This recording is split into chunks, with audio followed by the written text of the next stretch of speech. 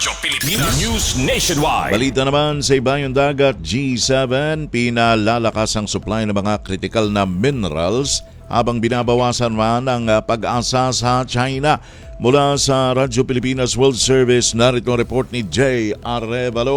Radyo Pilipinas Report. Nakatuon ang mga pinuno ng Group of 7 o G7 sa pagpapatatag ng mga supply ng critical na mineral upang mabawasan ang pagdidepende nito sa China at maprotektahan ang mga namumuhunan sa posibleng pagkaantala ng materyales na mahalaga sa modernong industriya. Sa kanilang pagpupulong sa Evian-les-Bains, France, tinalakay ng mga lider ang mga hakbang upang mapalawak ang pinagmumulan ng mga mineral na ginagamit sa paggawa ng semiconductors, baterya, electric vehicles, mga kagamitang pandepensa at iba pang mahalagang produkto. Anila, isa sa mga pangunahing alalahanin ang malaking papel ng China sa pandaigdigang produksyon at pagproseso ng mga naturang mineral. Layunin ng mga bansang kabilang sa G7 na palawakin ang pakikipag-ugnayan sa ibang mga supplier at magtayo ng mas matatag na supply chain upang mabawasan ang panganib ng kakulangan sa supply. Naniniwala ang grupo na ang pagkakaroon ng ligtas at diversified na pinagkukunan ng kritikal na mga mineral ay mahalaga sa pagpapanatili ng paglago ng ekonomiya, enerhiya at pambansang seguridad ng kanilang mga bansa. Mula sa RP World Service para sa Bagong Pilipinas, ito si Jay Arevalo, Radyo Pilipinas, Radyo Publiko.